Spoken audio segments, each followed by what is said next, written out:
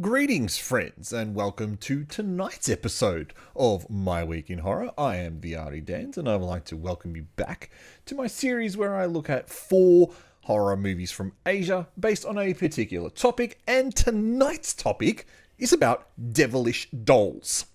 So these are 4 movies that all feature dolls killing people. Here's tonight's lineup. From Japan, Horror Doll or Japanese Doll. It's got 2 different titles. From Mongolia, The Doll. From Indonesia, The Doll 3. And from the Philippines, Maria Leonora Teresa.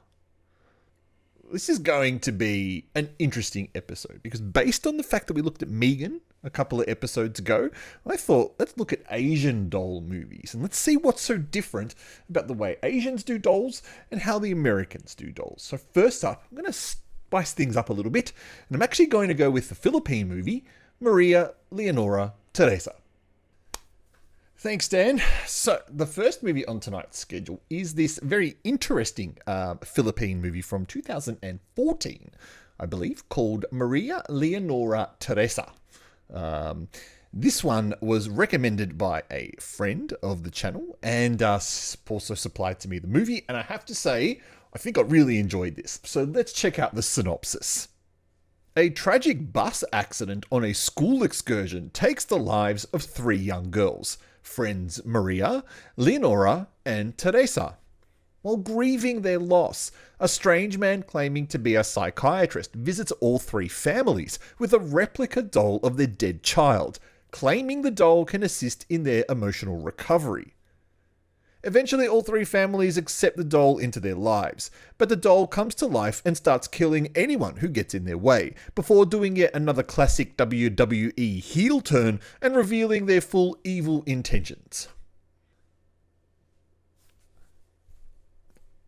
What's better than 1 doll in a movie? 3 dolls. And that's what you get with this one. From the Philippines, this strange movie featuring 3 dolls. And this one took me a bit by surprise because I was really enjoying watching this. It's very short, well, not very short, probably 90 minutes long, I think. But it's a really enjoyable film to watch. Now, it certainly is nowhere near perfect. It has some of the worst, and I really mean it, the worst acting you will ever see. I swear there is a scene where one of the characters physically forgets her lines, and it's actually made the final cut.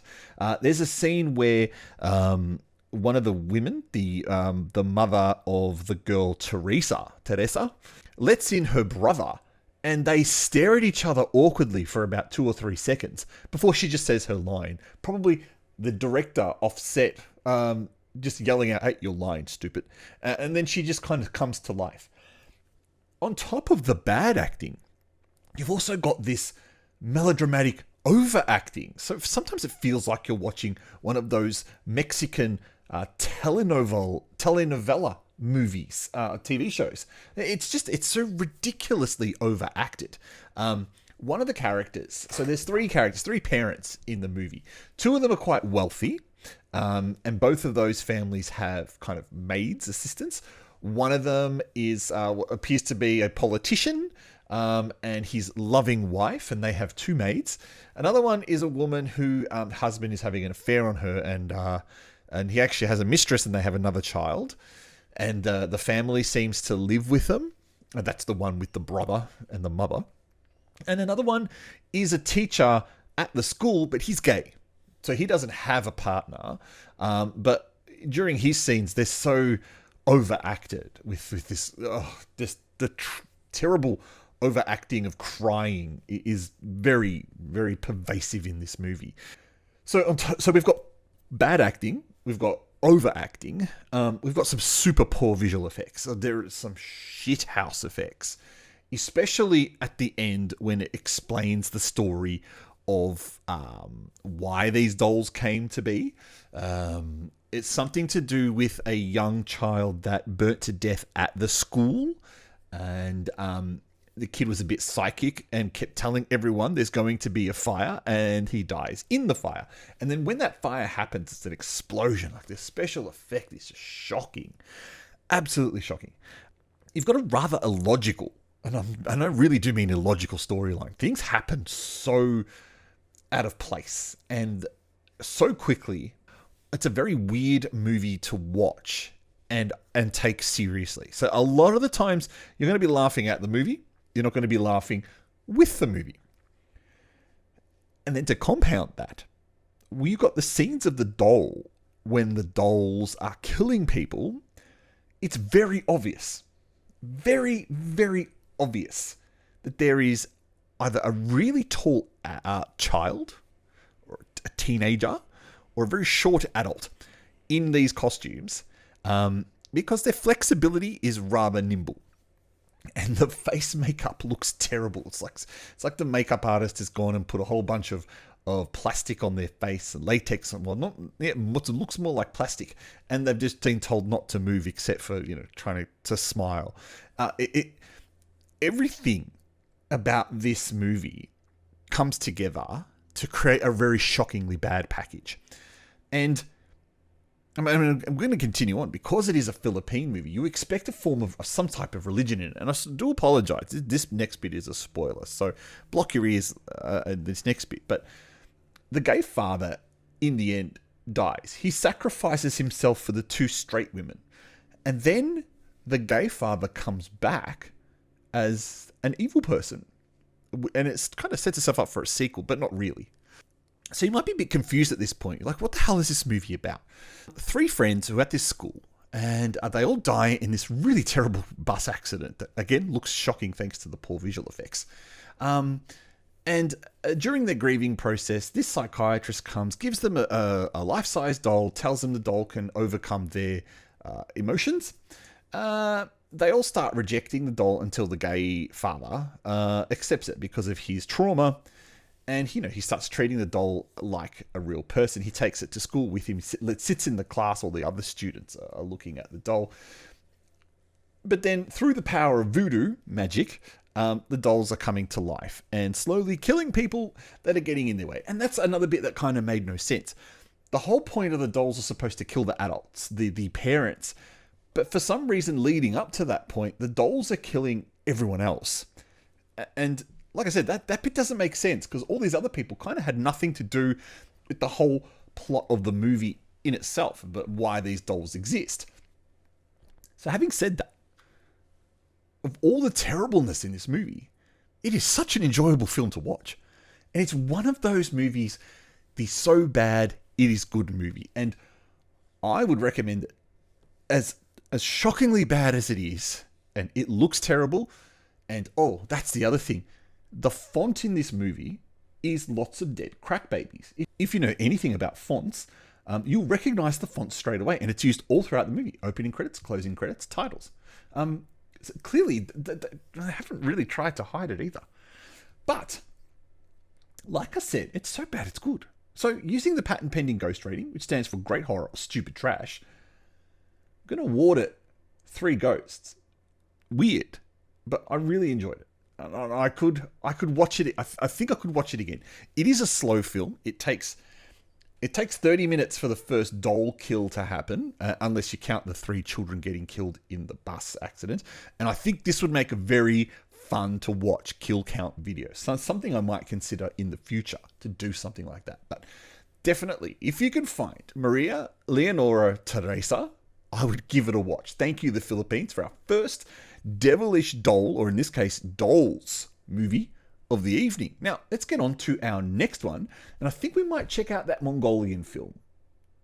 Yes, well, thank you, Dan, for that. So, coming off a movie about 3 dolls, we're going to go back to just a movie about 1 doll.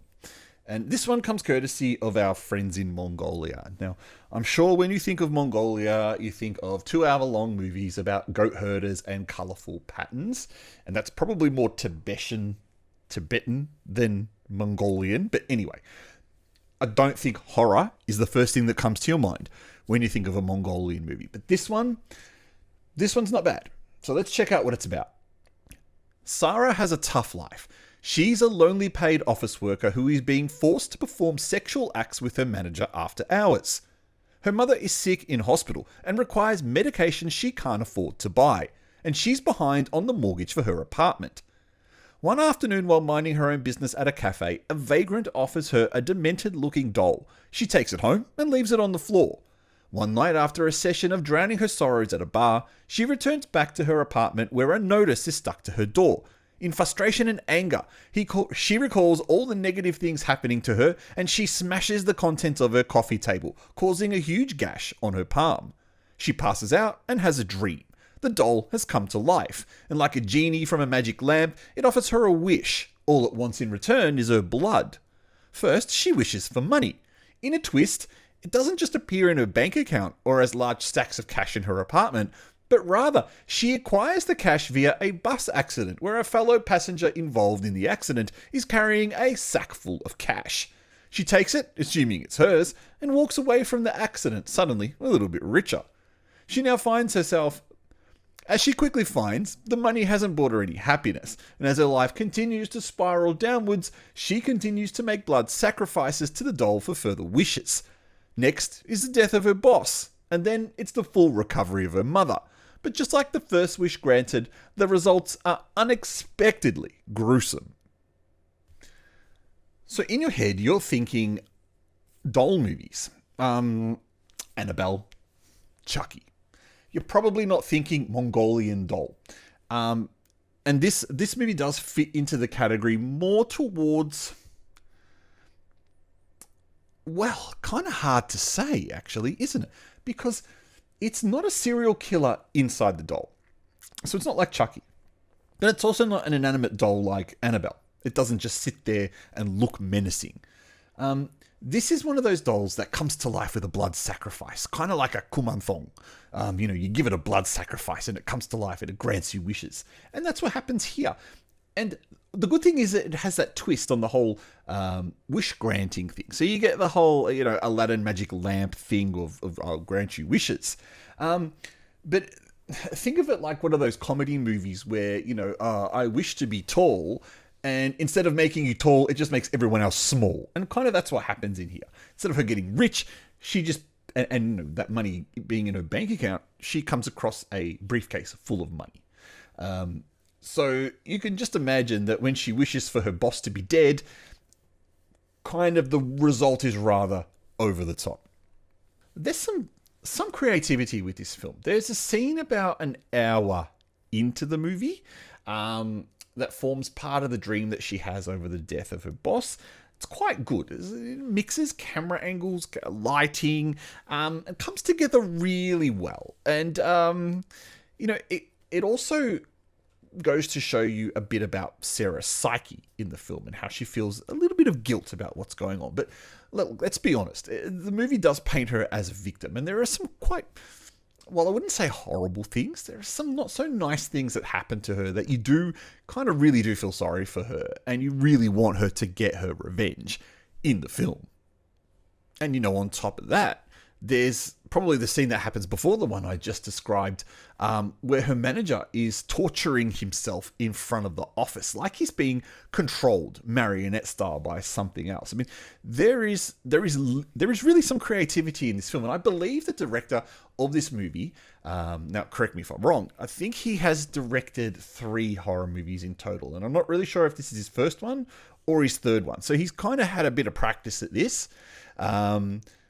And he's done a good job. And with the help of some decent effects, especially some really good practical effects, he's pulled off the movie quite well. However, it's not unique. It's nothing special. I know that sounds bad. It's special in the fact that it comes from Mongolia. But all up, it's nothing special in total. It's just a killer doll movie. And it's not a bad killer doll movie, but it's not a fantastic killer doll movie either. There is, there are some quite twisted, evil characters in the movie, which you expect, but it's probably a little bit overdone. And also, I'm not sure, and you'll see this in the last movie that we look at, which is the Japanese horror doll one, but I don't know, giving the doll a human persona kind of doesn't work for me. I prefer the doll to be a doll and not to be acting like a human. And you'll see that if you find the watch. I believe this movie is quite easy to find. However, there will be some confusion with it because the rather generic title of The Doll doesn't differentiate it from the next movie that we're going to look at, which is the Indonesian movie, The Doll.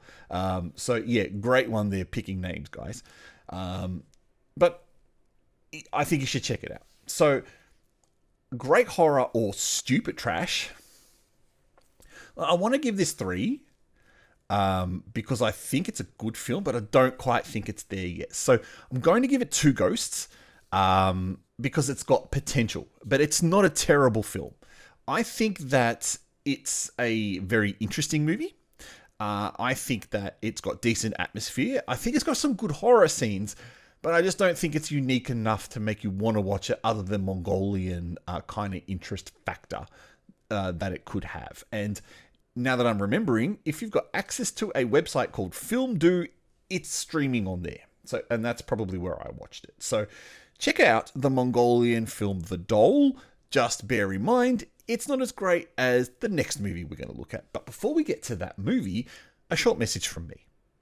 Pardon the interruption, everyone. I thought I'd just take a brief moment of your time to tell you about how the Artie Dans is on all those social media sites. So firstly, you can find me on Facebook at Artie Dans. You can find me on Instagram at the Artie Dans. You can find me on Reddit as the Artie Dans. You can also find me on the web at www.theartiedans.com. And you can also find me on Odyssey as, take a guess, the Artie Dans. Thank you, and let's get back to the video. Thank you, me. That's quite a nice little interruption. And of course, follow all the advice that me just gave you then and join all of those platforms immediately. And I also think, I know I've just created a Substack as well. So go and join that. Just theartiedans.substack.com. Now we're going to look at probably the best movie in the series of these movies. And having said that, I haven't seen the other movies in the series, but I don't think they're going to be as good as this. This is the Indonesian film, The Doll. This is from 2022. The Doll 3, actually, we're looking at. And the good thing is you don't need to see the other movies in the series. There are 3 others. There's The Doll 1, The Doll 2, and there's a spin-off with a female doll. And then there's this, The Doll 3. You don't need to see the others in the series. You can watch these as completely standalone movies. So first, let's check out what The Doll 3 is about.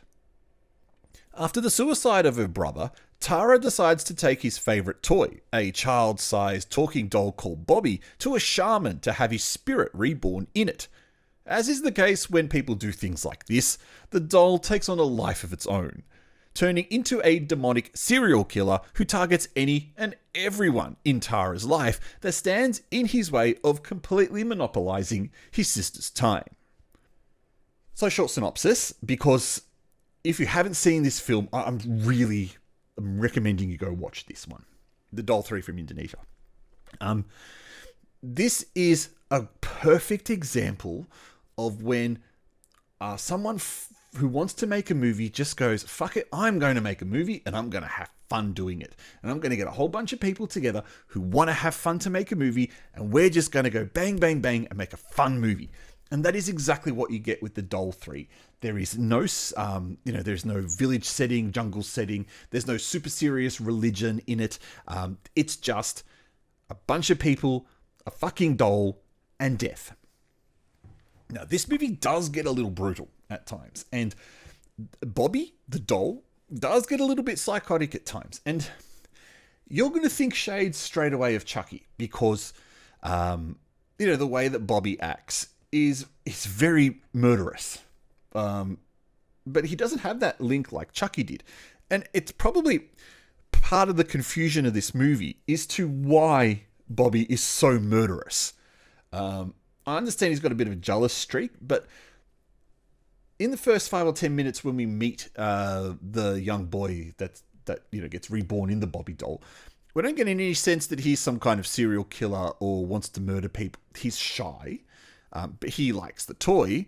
He feels like he's out of place, and he feels like he's about to lose his sister because she's about to get remarried. But at no time do you get this idea that he's murderous. So that bit makes a kind of little no sense. Chucky was a serial killer who was about to get gunned down by the police and set an incantation that got himself reburied in a doll. reborn in a doll. It doesn't happen with this one.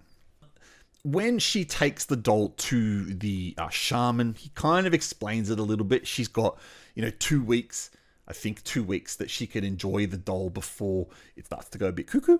And that's kind of what happens here. So this movie is just Indonesia's way of saying we can make a proper horror movie just like everyone else can. We can make when I say proper, sorry, let me start again.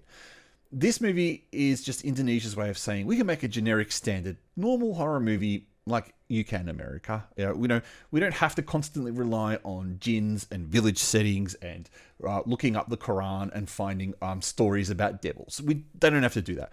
It's just a possessed doll. And everyone likes possessed doll movies, right?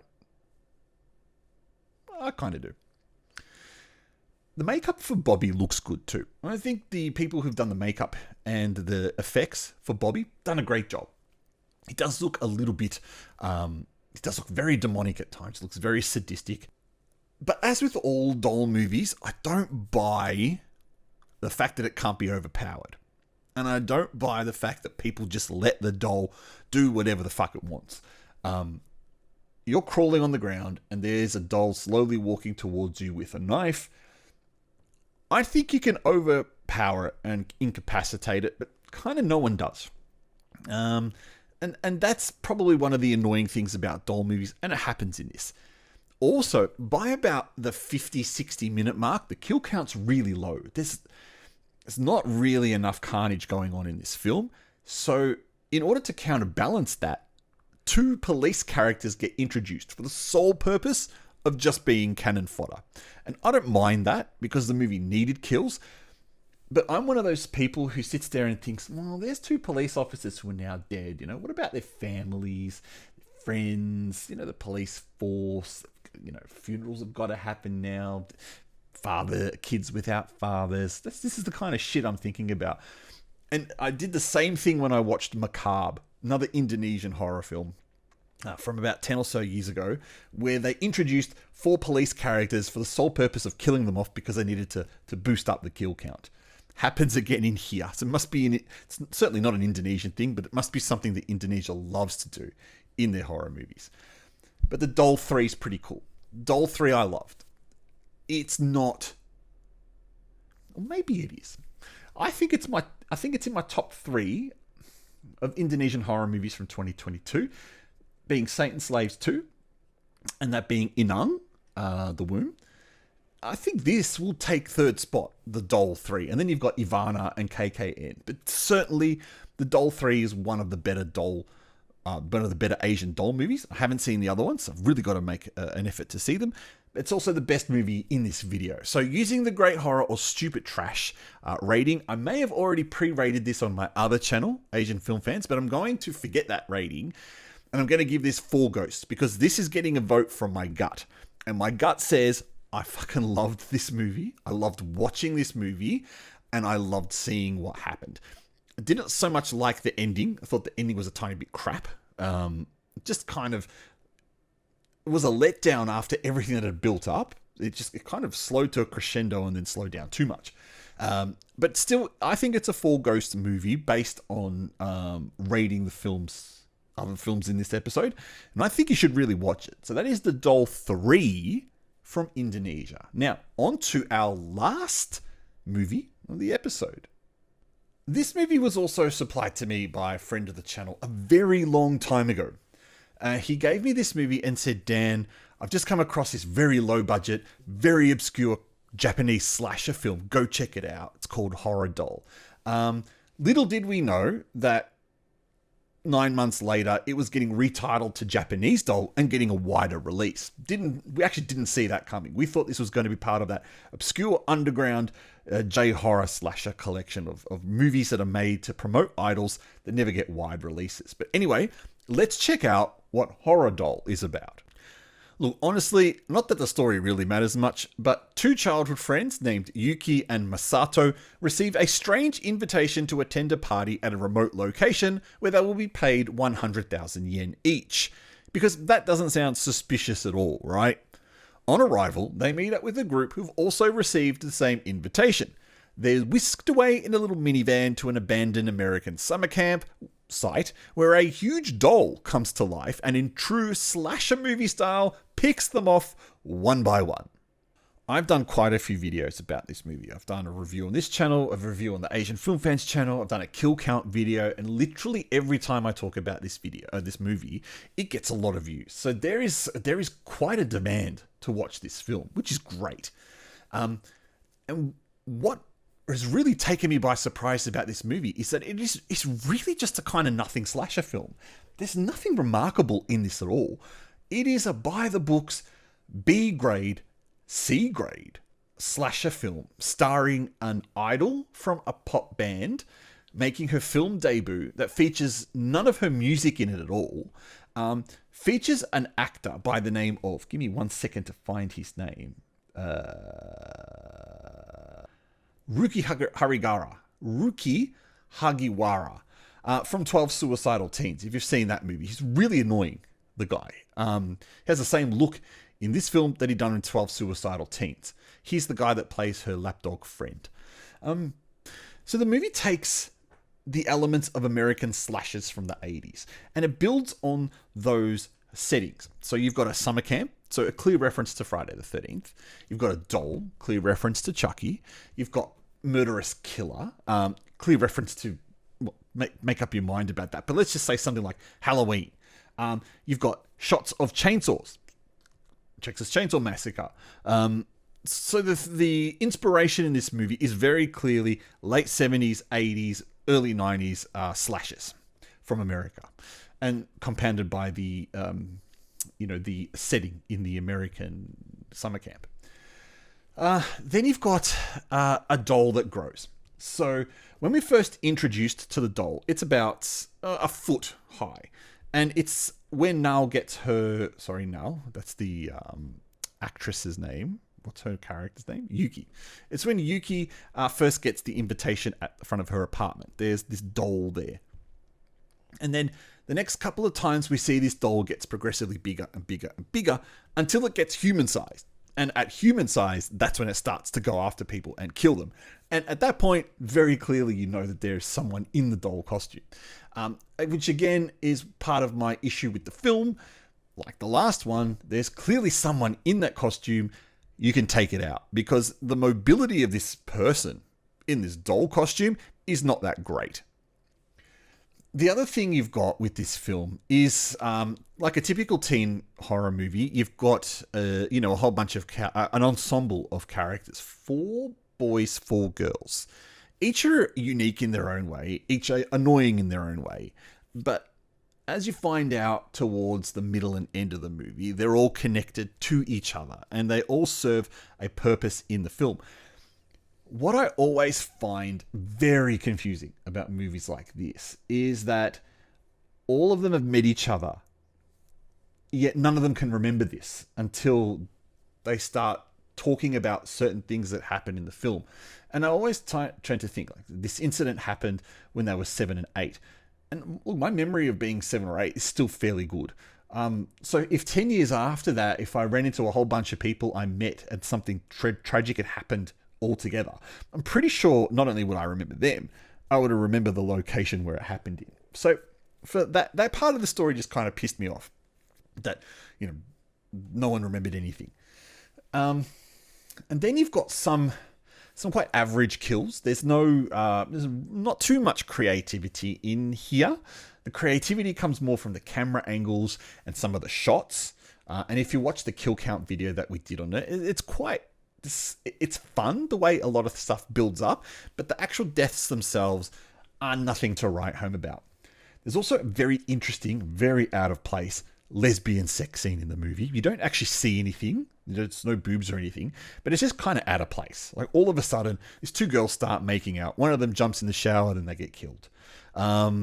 If that's what you like, you get it, but you're not getting any skin. So just keep that in mind. And it's just really out of place. But teen horror movies have sex, and that's what sells.